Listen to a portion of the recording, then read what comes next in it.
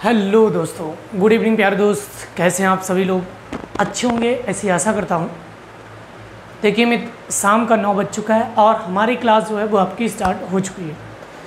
तो सभी विद्यार्थी हमारी क्लास में उपस्थित हो जाया करें। वैसे संभावना यही की जाती है, लेकिन कल की जो क्लास देखी गई उसमें कई सारे बच्चे एब्सेंट थे। हालांकि देखो, एक तो ऐसा भी है कि त्यौहार का समय चल रहा है, त्यौहार मना लो या फिर नौकरी पालो, एक ही दो काम एक साथ हो सकते हैं।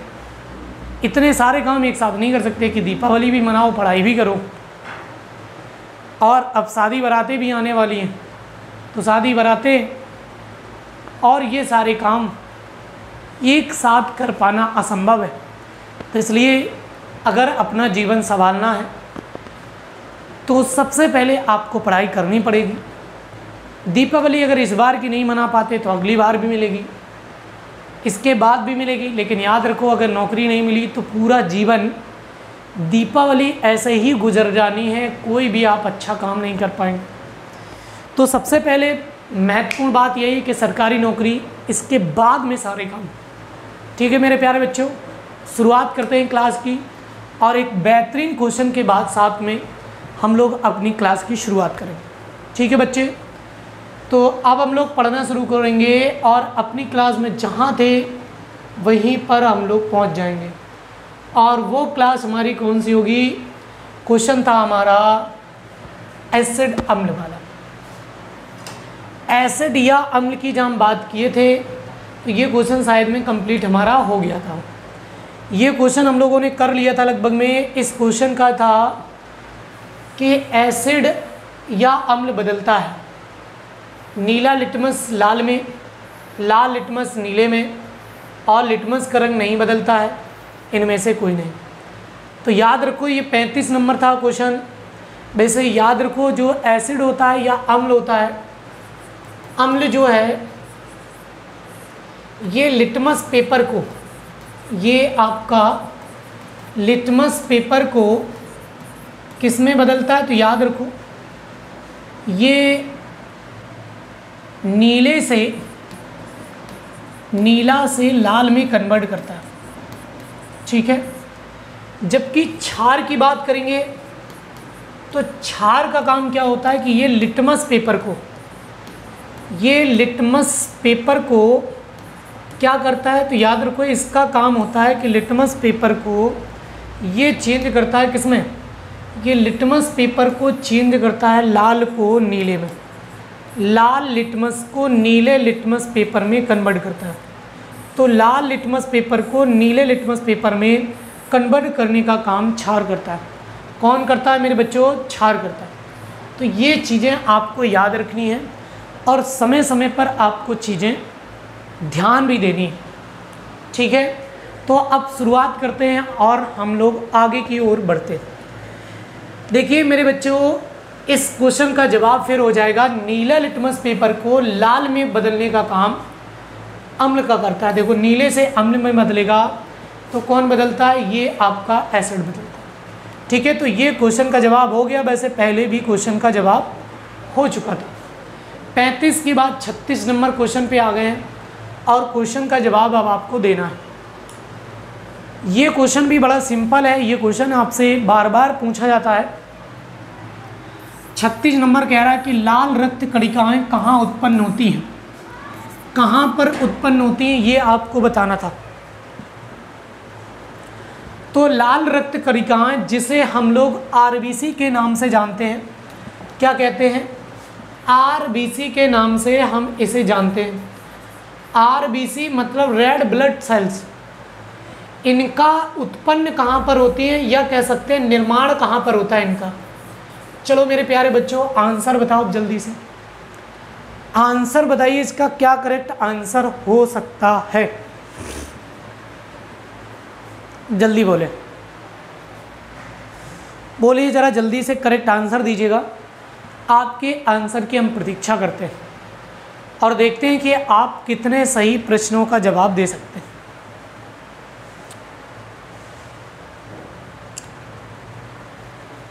देखो कई सारे विद्यार्थी इसका गलत भी आंसर दे रहे हैं और ज़्यादा से ज़्यादा विद्यार्थियों के आंसर सही आया। सुनो, अब कई सारे विद्यार्थी प्लीहा भी आंसर दे रहे हैं और कई यकृत भी दे रहे हैं, कई अस्थिमज्जा भी दे रहे हैं, लेकिन वृक्क कोई नहीं दे रहा, जैसे किडनी कहते हैं। वृक्क का इंग्लिश में किडनी कहते हैं।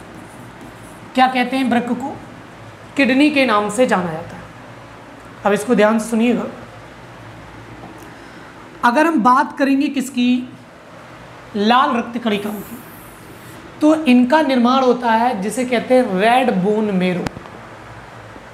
रेड बोन मेरो क्या होता है? तो याद रखो, इसी अस्थि मज्जा में एक लाल अस्थि मज्जा होती है, लाल अस्थि मज्जा को ही रेड बोन मेरो कहते हैं। तो इसका निर्माण रेड बोन मेरो में होता है। लेकिन अब को सर जी, श्वेत रक्त कणिकाओं का निर्माण कहाँ पर होता है? श्वेत रक्त कणिकाओं का निर्माण कहाँ पर होता है? तो सुनो ध्यान से, श्वेत रक्त कणिकाओं का निर्माण कहाँ पर होता है? तो याद रखो, इनका जो निर्माण होता है ना मेरे भाई, इसका निर्माण होता है कहाँ पर? तो याद रखो, ये आपका श्वेत अस्थि मज्जा, श्वेत अस्थि मज्जा होती है, इसी अस्थि मज्जा में इसका निर्माण होता है, जिसे वाइट बोन मेरो कहते हैं। कहो सर जी ऐसा भी है क्या? हाँ, जिसे WBC कहते हैं। इसका जीवन काल आपसे पूछा जाता है, जीवन काल कितना होता है? तो याद रखो 2 से 3 दिन होता है। 2 से 3 दिन इसका जीवन काल होता है। कई किताबों में तो 15 दिन भी दिया है, कई किताबों में 15 दिन भी इसका समय दिया है कि 15 दिन तक जीवित रहती है। जबकि हम अगर RBC की जीवन काल की बात करें तो इसका टाइम पीरियड, ये कितने समय तक जिंदा रहती है, तो इसका जो जीवन काल है मेरे बच्चे, जीवन काल आता है 120 दिन का। 120 दिन का जीवन काल होता है किसका? RBC का। तो RBC का जीवन काल 120 दिन का होता है, जिसे हम यहाँ पर जानते हैं। समझ के बात को? पहचाने कि नहीं? अगर पहचान गए तो और सुनो। अब एक क्वेश्चन ऐसा भी आता है कि RBC की मृत्यु या कब्रिस्तान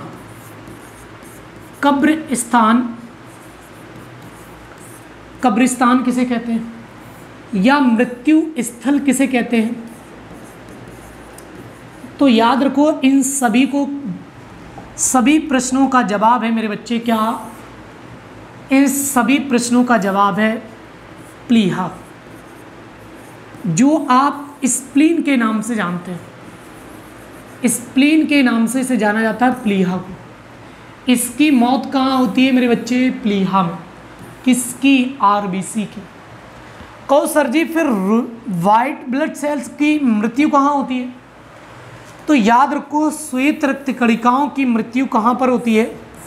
तो याद रखो, इनकी जो मृत्यु होती है ना मेरे बच्चे, वो याद रखो जहाँ पर बैक्टीरिया प्रवेश करता है वहीं पर ये इसकी मौत हो जाती है। जहाँ से बैक्टीरिया प्रवेश करेगा शरीर को, बैक्टीरिया प्रवेश करता है वहीं पर इसकी मौत होती है। कहो सर जी ऐसे कैसे मौत हो जाती है? सुनो, बैक्टीरिया हमारे शरीर में जैसे प्रवेश करेगा वैसे WBC हमारे शरीर की एक सैनिक होते हैं। क्या होते हैं? सैनिक। हमारे शरीर की सुरक्षा करते हैं। जब कोई भी बाहरी तत्व हमारे अंदर शरीर में प्रवेश करेगा तो इनसे लड़के ही आता है। और याद रखो, जब तक ये WBC जिंदा रहेगी तब तक ये अंदर नहीं आ सकता। जिस जगह से WBC की मौत होगी उसी जगह से ये आपका जो जीवाणु होगा वो प्रवेश करेगा। जीवाणु एंट्री कहाँ से करेगा? जहाँ से WBC की मौत होगी, या वायरस प्रवेश करेगा वहीं से। तो याद रखो, इसकी वहीं पर मौत होती है। अब याद रखना एक पॉइंट याद रखो, RBC को हमारे शरीर की कह सकते हैं, मानव शरीर की क्या कहते हैं? एम्बुलेंस। मानव शरीर की एम्बुलेंस के नाम से जाना जाता है। एम्बुलेंस कहा जाता है। ऐसा क्यों? एम्बुलेंस क्यों कहा जाता है मेरे बच्चे? तो याद रखो एम्बुलेंस इसलिए कहते हैं क्योंकि ये हमारे शरीर में जिन सेल्स की या जिन कोशिकाओं की मौत हो जाती है उनको एक स्थान से दूसरी स्थान तक ट्रांसफ़र करने का काम कौन करता है? तो याद रखो आरबीसी परिवहन करती है। समझ गए कि नहीं? आरबीसी अगर किसी भी कोशिका की डेथ हो जाती है तो उस सेल को एक जगह से दूसरी जगह तक मरम्मत के लिए वो आपकी ले जाती है, इसीलिए एम्बुलेंस किसे कहा जाता है? आरबीसी को। हमने अभी बताया कि हमारे शरीर का सैनिक किसे कहते हैं? तो याद रखो डब्ल्यूबीसी कहते हैं मानव शरीर का सैनिक। मानव शरीर का सैनिक किसे कहा जाता है?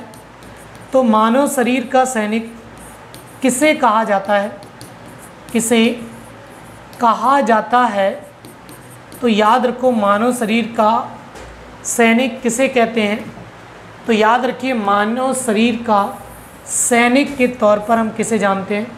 तो याद रखो डब्ल्यूबीसी को जानते हैं। समझ गए इस बात को? समझ गए हो तो क्वेश्चन हमारा कंप्लीट हो गया। अब आगे की ओर चलते हैं। अगले क्वेश्चन का जवाब दीजिएगा। अगले क्वेश्चन का जवाब देना है आपको 37 नंबर। चलिए क्वेश्चन क्या कह रहा है पहले ध्यान से सुनो समझो। 37 नंबर क्वेश्चन कह रहा है कौन सा पदार्थ मानव शरीर में ईंधन का कार्य करता है? कह रहे हैं कौन सा पदार्थ है जो मानव के शरीर में ईंधन के रूप में कार्य करता है, ये आपको बताना। तो बता दो जल्दी से कि मानव के शरीर में ईंधन के रूप में कौन सा काम करता है? कौन सा पदार्थ मानव के शरीर में ईंधन के रूप में काम करता है? ए ऑप्शन है कार्बोहाइड्रेट, बी ऑप्शन है विटामिन, सी ऑप्शन है वसा, डी ऑप्शन है प्रोटीन। बताओ जल्दी से, जल्दी से सभी बच्चे कमेंट करेंगे इसका आंसर।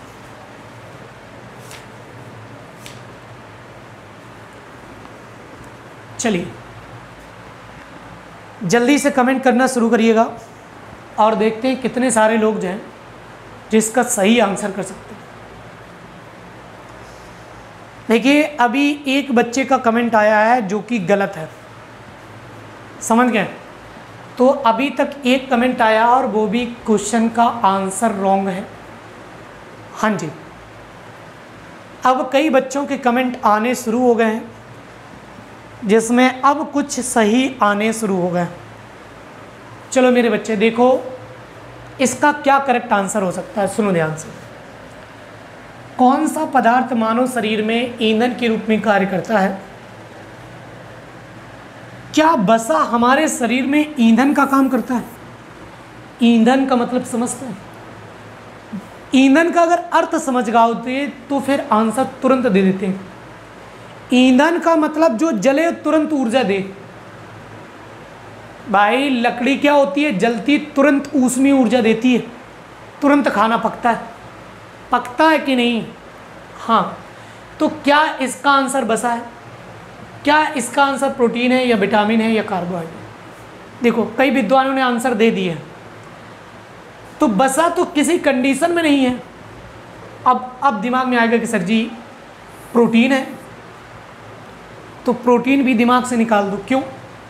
क्योंकि प्रोटीन हमारे शरीर में शरीर की कोशिकाओं में वृद्धि करती है। शरीर की कोशिकाओं में वृद्धि का काम करती है।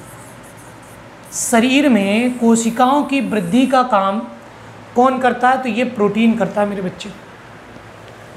तो शरीर में कोशिकाओं में वृद्धि का काम या शरीर को बढ़ाने का काम प्रोटीन का होता है। ये बिल्कुल भी ऊर्जा नहीं देता है। अब कहो सर जी विटामिन देता है, तो विटामिन जो होता है वो बीमारियों को कम करता है, शरीर को स्वस्थ रखता है। शरीर को स्वस्थ रखता है, इस बात को याद रखो। ये भी कोई एनर्जी नहीं देता है, ठीक है, जो तुरंत एनर्जी दे दे। तो इसका बचा क्या? बचा क्या मेरे बच्चे? आंसर बचेगा कार्बोहाइड्रेट।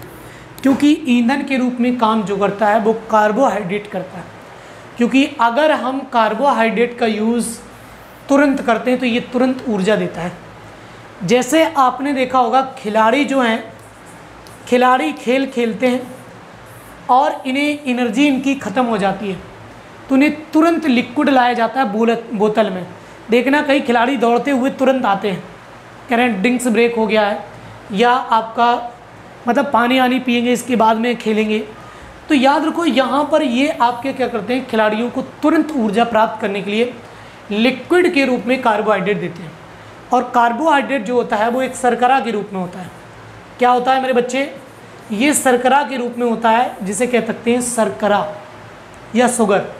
जैसे याद रखो ये आपका मोनोसाइड हो गया, लैक्टोज हो गया, फ्रक्टोज हो गया, ग्लूकोज हो गया, इन सभी में सबसे ज़्यादा पाया जाता है कार्बोहाइड्रेट। समझ गए ना? तो इन चीज़ों के बारे में आप देखेंगे जरूर। चले अब आगे अगले क्वेश्चन की ओर चलो। 37 के बाद 38 नंबर। आज के कुछ क्वेश्चन थोड़ा सिंपल है। सिंपल क्या है कि हमने आपको पढ़ाए हैं इसलिए आपने पढ़ रखे हैं, इसलिए ये आपको क्वेश्चन सरल लग रहे हैं। बात यही है। और सारे आंसर भी सही होते जा रहे हैं। आंसर सही होने का मतलब है कि आपकी पढ़ाई ठीक है और ये जो चीज़ें पढ़ाई गई हैं वो आपने पढ़ रखी हैं, तभी इन क्वेश्चनों के जवाब आप आसानी से कर पा रहे हैं। अगर नहीं पढ़ा होता तो होता भी नहीं, सही है कि नहीं? चलो आंसर बताओ जरा इस क्वेश्चन का। क्वेश्चन क्या है, ध्यान से पढ़ो। कह रहा नेत्रदान में आंख का कौन सा भाग प्रयुक्त किया जाता है? कहना यह चाहता है कि आंख में जब कहते नहीं कि नेत्रदान कर दिया, नेत्रदान का मतलब ये नहीं होता है मेरे बच्चे कि पूरी आंख काट के दे दी गई, ऐसा कभी भी नहीं होता है। याद रखो व्यक्ति के मर जाने के बाद, अगर व्यक्ति की मौत हो जाती है, मौत के बाद भी, व्यक्ति की मौत के बाद 72 घंटे तक 72 घंटे तक इसके अंग जीवित रहते हैं। अंग जो हैं वो आपके जीवित रहते हैं, ठीक है? 72 घंटे तक इसके अंग जीवित रहते हैं, इसके बाद में अंग भी डेड हो जाते हैं। जैसे आँख जीवित रहती है, किडनी ये भी जीवित रहती है। कभी कभी आपने देखा होगा कि व्यक्ति ने अपने जीते जी ये घोषणा कर दी कि अब हमारे मर जाने के बाद हमारी किडनी जो है वो डोनेट कर दी जाए। तो कई सारे ऐसे महारथी होते हैं और दानी पुरुष होते हैं जो मर जाने के बाद भी अपनी किडनियों को मतलब दान करने की बात कर देते हैं। लेकिन याद रखो मेरे बच्चे, नेत्र दान कर दिया जाता है, किडनी दान कर दी जाती है, कई सारी चीज़ें दान कर दी जाती हैं। तो याद रखो नेत्र दान में कौन सा आँख का भाग दान में दिया जाता है, ये पूछ रहा हूँ। कह रहा आइरिस दान में दिया जाता है, रेटिना दान में दी जाती है, या कॉर्निया दान में दी जाती है, या इनमें से कोई नहीं। बताओ।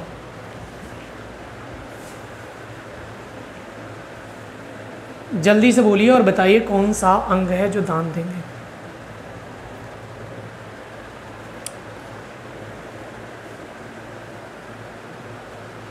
देखिए सुनिए ध्यान से, अगर हम बात करेंगे कौन सा अंग दान में देते हैं, तो यहाँ अगर बात करेगी तो ना तो आइरिस दान में दिया जाता है, ना ही रेटिना दान में दी जाती है। चौथा ऑप्शन तो पहले से कट गया, इसका आंसर है कॉर्निया। कॉर्निया जो होता है ये दान में दिया जाता है। अब सुनो जरा, आइरिस का क्या काम होता है हमारी आंख में? कहते हैं आंख पर पड़ने वाले प्रकाश, आंख पर पड़ने वाले प्रकाश को नियंत्रित करती है, प्रकाश को नियंत्रित करती है। कौन करती है मेरे भाई? याद रखो, ये आइरिस करती है। कौन करती है? आइरिस। इसके बाद रेटिना। रेटिना पर किसी भी वस्तु का, रेटिना पर किसी भी वस्तु का प्रतिबिंब बनता है। किसी भी वस्तु का जो प्रतिबिंब होता है, प्रतिबिंब ये आपका बनता है। कहाँ पर बनता है? तो याद रखो, ये प्रतिबिंब जो बनता है वो रेटिना पर बनता है। कहाँ पर बना मेरे भाई? तो ये रेटिना पर प्रतिबिंब बना। ठीक है। इसके अगर हम बात करें तो कॉर्निया का क्या काम होता है? कॉर्निया जो होती है वो आपकी रोशनी प्रदान करती है। ये आँख में रोशनी प्रदान करती है। इसलिए जब कभी भी आंखें खराब हो जाती है तो कॉर्निया वाला भाग ही दान में दिया जाता है, जो आपकी रोशनी प्रदान करता है। अब कभी कभी ये आ जाता है कि हमारी नेत्र में कौन सा लेंस लगा होता है। याद रखिएगा, क्वेश्चन आता है कि हमारी आँख में कौन सा लेंस लगा होता है। कौन सा लेंस लगा होता है? लेंस लगा होता है, ये बताना। कई बार तो ये क्वेश्चन भी आ जाता है कि लेंस होता कैसा है। मतलब लेंस, हालांकि लेंस तो बता ही देंगे कि आप कौन सा लेंस होगा, लेकिन इस लेंस पर या कह देगा आँख पर कैसा प्रतिबिंब बनता, वस्तु का उल्टा सीधा या वस्तु से छोटा, ऐसा भी पूछ देता है। तो याद रखो, इसका करेक्ट आंसर हो जाता है हमारी आँख में उत्तल लेंस लगा होता है। उत्तल लेंस हमारी आँख में लगा होता है और जब प्रतिबिंब बनता है तो उल्टा बनता है आँख पर, रेटिना पर उल्टा बनता है। रेटिना पर उल्टा बनता है, वस्तु से छोटा बनता है। वस्तु से छोटा बनता है, इस बात को याद रखो। वस्तु से छोटा बनता है और उल्टा बनता है। और याद रखो, वास्तविक प्रतिबिंब बनता है। कैसा बनता है? तो याद रखिएगा, वास्तविक प्रतिबिंब बनता है। कैसा प्रतिबिंब बनेगा? तो वास्तविक प्रतिबिंब बनेगा, ना कि कैसा बनेगा। ये वास्तविक प्रतिबिंब बनता है मेरे बच्चे, समझ गए? तो इसका करेक्ट आंसर होता है वास्तविक प्रतिबिंब बनता है। ठीक है, आगे चलें। तो भाई अगला पॉइंट देखते हैं अब हम लोग। अगला क्वेश्चन है हमारे पास में 39 नंबर। 39 नंबर क्वेश्चन का जवाब दीजिएगा सभी लोग। देखो,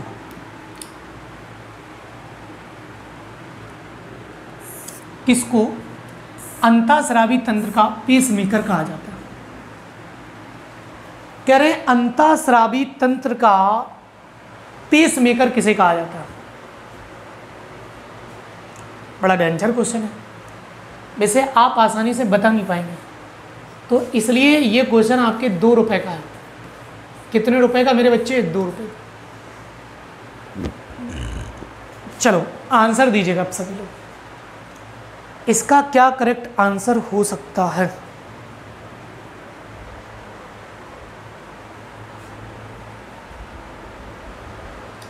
हाँ जी, आंसर दो सभी लोग। देखिए अभी तक किसी का आंसर आया नहीं है, और जो 1-2 आंसर दिए गए हैं वो भी गलत दिए गए। याद रखो, एड्रिनल के बारे में तो आप जानते होंगे, लेकिन ये करेक्ट आंसर नहीं। ऑक्सीटोसिन भी इसका आंसर नहीं है, ना ही ट्यूबिक्टोमी है। करेक्ट आंसर है थायरॉक्सिन। ये थायरॉक्सिन हार्मोन्स जो होता है, ये हमारी थायराइड ग्रंथि से निकलता है। थायराइड ग्रंथि से निकलता है। किससे निकलता है? थायराइड ग्रंथि। थायराइड ग्रंथि कहाँ पाई जाती है? तो याद रखो, गले में पाई जाती है, और नमक की कमी से या आयोडीन की कमी से आयोडीन की कमी से घेंगा रोग हो जाता है। घेंगा रोग हो जाता है। क्या होता है मेरे बच्चे? आयोडीन की कमी से घेंगा नामक रोग हो जाता है। समझते हैं कि नहीं? आ जाओ। अब ट्यूबिकटॉमी नाम से आपने सुना होगा, क्या होता है? याद रखो, ये महिलाओं की नसबंदी को कहा जाता है। महिलाओं की नसबंदी को ट्यूबिकटॉमी को नाम से जानते हैं। अब कोई कमेंट करो, पुरुष नसबंदी क्या कहलाती है? पुरुष नसबंदी को क्या कहा जाता है? क्या कहा जाता है ये आपको बताना। पुरुष नसबंदी क्या कहलाती है? अगला पॉइंट याद रखो, ऑक्सीटोसिन हार्मोन जो होता है ये भी एक हार्मोन्स है। और याद रखिए, इसको हम कहाँ पर देखते हैं? तो ऑक्सीटोसिन जो हार्मोन्स होता है मेरे बच्चे, ये हम कहाँ देखते हैं? तो ध्यान से सुनिएगा, ऑक्सीटोसिन का जो हार्मोन्स होता है इसे हम देखते हैं कहाँ पर? बताओ। याद रखिए, ये माँ के अंदर में पाया जाता है, मतलब फीमेल के अंदर ऑक्सीटोसिन हार्मोन्स निकलता है और ये आपके दुग्ध के स्रावण को बढ़ाता है। दुग्ध के स्रावण को बढ़ाने का कार्य, दुग्ध के स्रावण को बढ़ाने का कार्य करता है। समझ? दुग्ध के स्रावण को बढ़ाने का कार्य करता है। समझ गए कि नहीं? दुग्ध के स्रावण को बढ़ाने का काम ये करता है। और एक बात ध्यान से सुनिए, तो याद रखिए, ये एड्रिनल ग्रंथि का काम क्या होता है? वैसे आपने देखा होगा कि जब गाय का बछड़ा मर जाता है तो उस दौरान उसे ऑक्सीटोसिन का इंजेक्शन ही लगाया जाता था, लेकिन अब सरकार ने इस पर बैन लगा दिया। क्यों लगा दिया? क्योंकि पशु के शरीर में ज़्यादा से ज़्यादा ये इंजेक्शन उपस्थित हो जाता था। फिर पशु के मरने के बाद जब इसे चील और गिद्ध खाते थे तो उनकी संख्या जो है अचानक से विलुप्त हो गई, ऐसा बताया गया। इसलिए सरकार ने ऑक्सीटोसिन इंजेक्शन पर बैन लगा दिया। एड्रिनल ग्रंथि और एड्रिनल एक हार्मोन्स भी होता है, इसे लड़ो या उड़ो हार्मोन्स कहते हैं।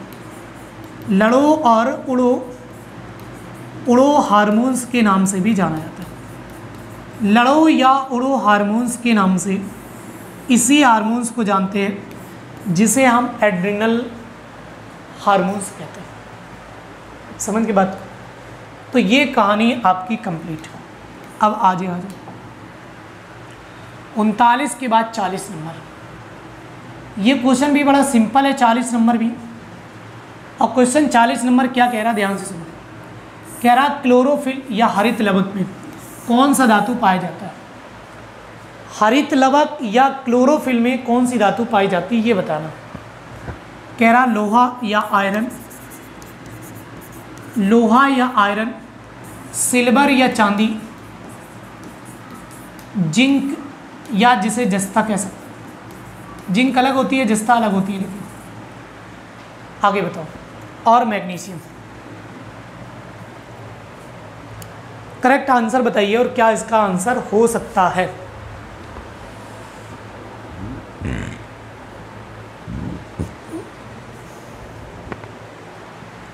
चलो मेरे बच्चे जल्दी से आंसर बताओ सभी लोग।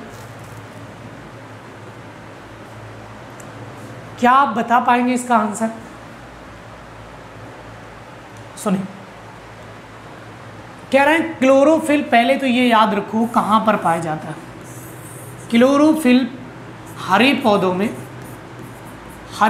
में पाया जाता है। हरे पौधों में पाया जाता है, जिसके कारण प्रकाश संश्लेषण होता है। जिसके कारण प्रकाश संश्लेषण की प्रक्रिया संपन्न होती है। प्रकाश संश्लेषण प्रकाश संश्लेषण होता है, जिसके कारण प्रकाश संश्लेषण क्या है, जन्म लेता है। समझ गए कि नहीं? तो ये आपकी 40 नंबर की कहानी। अब और सुनो ध्यान से, और ध्यान से सुनिएगा। अगला पॉइंट आपका आता है क्लोरोफिल वाला। याद रखो, क्लोरोफिल के अलावा भी आपसे एक क्वेश्चन और भी आता है कि रक्त में कौन सी धातु पाई जाती है। रक्त में कौन सी धातु पाई जाती है? तो याद रखो, रक्त में कौन सी धातु पाई जाती है मेरे बच्चा? तो याद रखो, इसमें पाई जाती है कौन सी? रक्त में कौन सी धातु पाई जाती है? तो रक्त में जो धातु पाई जाती है इसका नाम है आयरन। आयरन के कारण ही इसका रंग लाल होता है। इसके कारण इसका रंग लाल होता है, इस बात को याद रखो। इसके कारण इसका रंग लाल होता है। समझ गए? इसी के कारण इसका रंग लाल होता है। अब आगे सुनो। अब हम बात करेंगे इसकी। तो याद रखो, जब हम बात कर रहे होते हैं लोहे की और सिल्वर की, जिंक की और मैग्नीशियम, लोहा तो किसी भी कंडीशन में नहीं होता है क्लोरोफिल में, और ना ही सिल्वर पाया जाता है। जिंक नहीं पाया जाता है, जबकि मैग्नीशियम नाम की जो धातु होती है वो पाई जाती है किसमें? क्लोरोफिल में। तो क्लोरोफिल में जो धातु पाई जाती है वो मैग्नीशियम पाई जाती है, जबकि ब्लड में जो आपकी मेटल पाई जाती है उसका नाम है आयरन। कौन सी मेटल पाई जाती है? याद रखो, आयरन नाम की मेटल यहाँ पर पाई जाती है। इसका रंग इसी के कारण लाल होता है। ठीक है, तो समझ गए ना? आयरन वाली चीज़ें ज़्यादा खाया करो, इसलिए आपका ब्लड जो होगा वो ज़्यादा से ज़्यादा लाल होगा। आगे सुनो, 40 के बाद बात करेंगे 41 नंबर पर।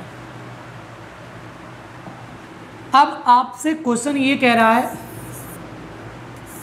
कि समतल दर्पण की त्रिज्या होती है, अनंत होती है, 15 सेंटीमीटर होती है, 25 सेंटीमीटर होती है, 1 सेंटीमीटर होती है। बताओ जरा, इसकी त्रिज्या कितनी होती है ये आपको बताना।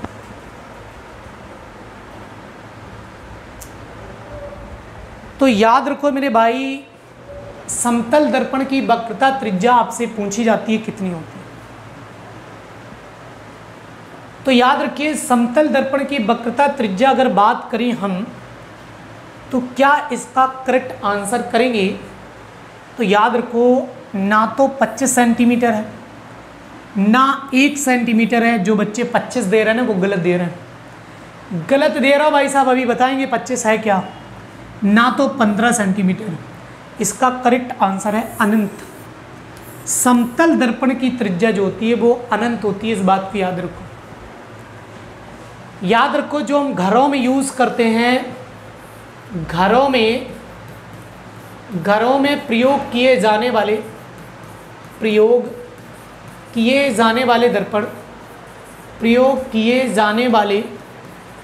दर्पण जो होते हैं वो सारे के सारे वो समतल दर्पण ही होते हैं। कैसे होते हैं मेरे भाई?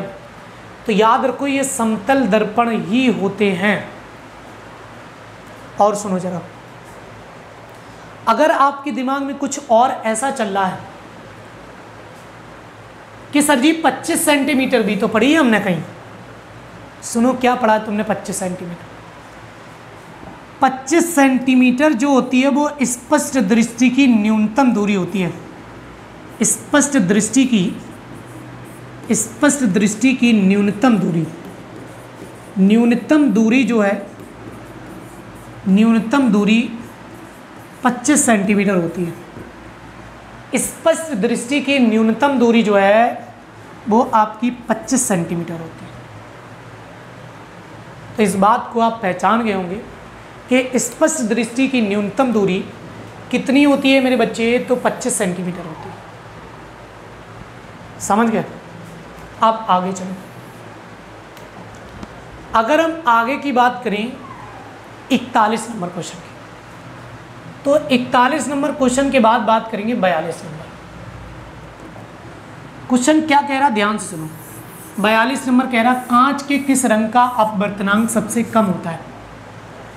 कांच के किस रंग का अपवर्तनांक सबसे कम होता है? कमेंट करो और आंसर दो। देखो, कांच के किस रंग का अपवर्तनांक सबसे कम होता है? कमेंट करो सभी लोग।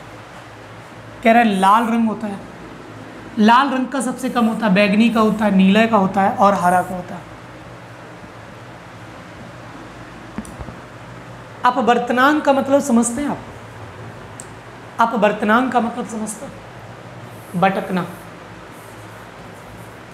भटकना या फैलना।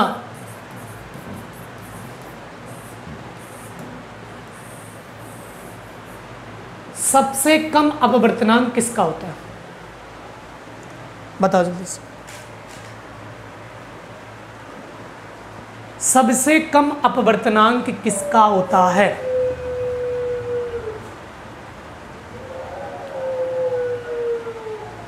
सुनिए जरा। अब इसमें जो आंसर दिए ना आप लोगों ने, ये सब बेवजह के तुक्का मार रहे हो तुम लोग, कोई बेवजह नहीं। देखो, कांच का अपवर्तनांक में सबसे कम रंग में अगर हम बात करें तो ना तो नीला है ना ही हरा है, ये दोनों हमने दरकिनार कर दिए। लाल और बैगनी आपके कहीं कंफ्यूजन में आ सकता था, लेकिन याद रखो अगर ऐसा कुछ आता है तो बैगनी रंग जो होता है इसका अपवर्तनांक, इसका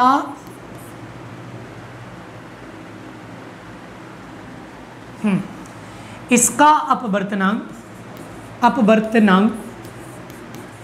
सबसे अधिक होता है, सबसे अधिक होता है। इस बात को याद रखो, सबसे अधिक होता है। इसके बारे में आपने पढ़ा होगा बिबग्योर, BIBGOR। ये बैगनी रंग का जो होता है वायलेट, इसका सबसे अधिक होता है, सबसे अधिक, जबकि रेड का जो होता है वो सबसे कम, सबसे कम जो होता है वो आपका रेड का होता है, सबसे अधिक आपका बैगनी का होता है। तो इसीलिए हमने हरा रंग और आपका नीला रंग दोनों काट दिए थे, है कि नहीं? क्योंकि ग्रीन और ब्लू बीच में थे, इसलिए हमने दोनों पहले से ऑप्शन काट रखे थे। जबकि लाल रंग का अपवर्तनांक सबसे अधिक होता है, लाल रंग का अपवर्तनांक सबसे कम होता है, कम होता है। इस बात को याद रखो, यही तो लिखा है।